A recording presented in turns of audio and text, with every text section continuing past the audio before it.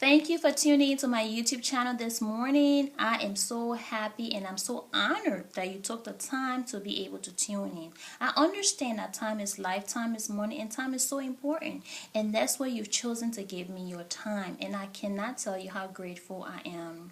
Well, this morning I really want to talk about a subject that is very personal to me, something that I've gone through, I've experienced, and I still experience to this day, occasionally, but definitely I've made such progress in this area that I'm so thrilled to be able to encourage you to hold your own hand so that you too can be able to climb the steps to be where you want to be, and I can be where I want to be, and together we can be all that God has created us to be.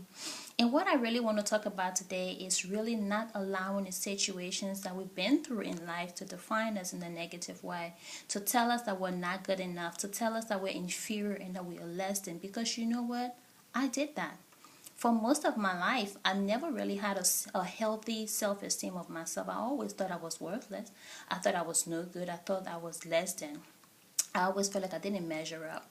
You know, if you know anything about refugee camps, you know they're not glamorous places. And I spent 7 years of my formative years there. That was where I actually formed my identity as a person.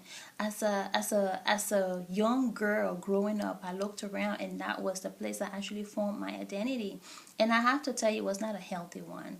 And I think that didn't help that at the time I really didn't have the presence of my dad in my life. And so it was a tough one. I just felt like I didn't measure up. I didn't feel normal. I didn't feel like I fit in. I didn't feel like I was part of what was supposed to be. You know, the normal expectations, or the normal things you were supposed to have, I should say. I didn't have that. And so I really took that on, and I definitely embedded it into my identity. And I saw myself as worthless. I saw myself as not good enough. I saw myself as less than. Oh boy, tormenting, yes. But I did, you know. And so I lived most of my years, just feeling bad about myself, always feeling like less than, like I was just worthless, like I didn't belong. I can still remember when I was a little girl eating my food by myself because I just felt like I was not even good enough, not worthy enough to sit around other people to eat. Now when I think about that, that's just the saddest thing ever. But yeah, that's how I truly felt. And even as an adult, to this day, sometimes I feel that way. But the difference is now I know the truth. I know that I'm fearfully and wonderfully made. I know that I'm beautiful on the inside and the outside. I know that I was intricately woven in my mother's womb when God created me. I know that He hemmed me in behind and before. And I know that He has a great plan for my life. And I know that there is nothing about me that is inferior. I'm precious. I'm valuable. And that is what I want to tell you this morning. I don't know who you are. I don't know what you've been through. Maybe you were raped and now you've labeled yourself a victim. Maybe you've been stigmatized. Maybe now you've been someone who wanted to marry for such a long time and now you feel like you can't even find a suitable partner. And now people are gossiping and they're talking about you. And now you feel like you just have to settle, or maybe you feel like a failure because your business didn't work out. Maybe you've labeled yourself barren because you're not able to conceive or have children. Whatever it might be, I want you to know that you're not what you've been through. I'm not what I've been through.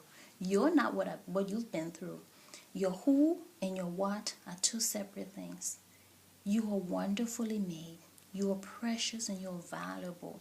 No matter the pain that you've been through, no matter the hurtful situations that you've been through, no matter the labels that people have placed on you because you didn't come from the situations or the circumstances. Maybe you were born out of a rape. Maybe you were born out of wedlock. Maybe you were born out of an affair. Maybe you feel ashamed based about who you are as a person. And I just want to tell you that you're not.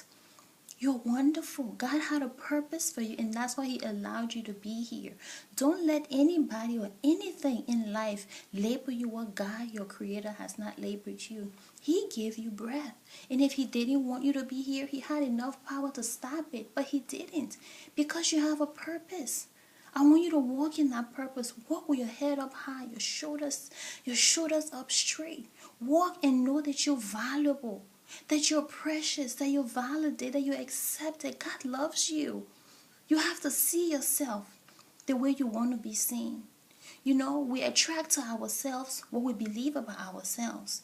And so if you believe that you're inferior, you're only going to invite people into your life that are going to treat you badly. I know for so many years, I allowed myself to be manipulated and controlled by people because I wanted to win favor with them.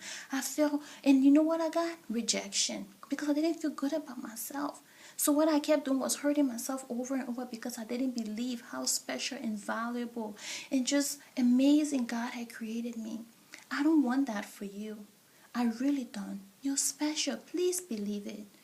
I will be back next week and I will continue on this topic. Thank you again for tuning in. It was nice being back and talking to you. I'm feeling light and I am ready to fly. I hope you are too. Take care. Have a blessed one. Bye bye.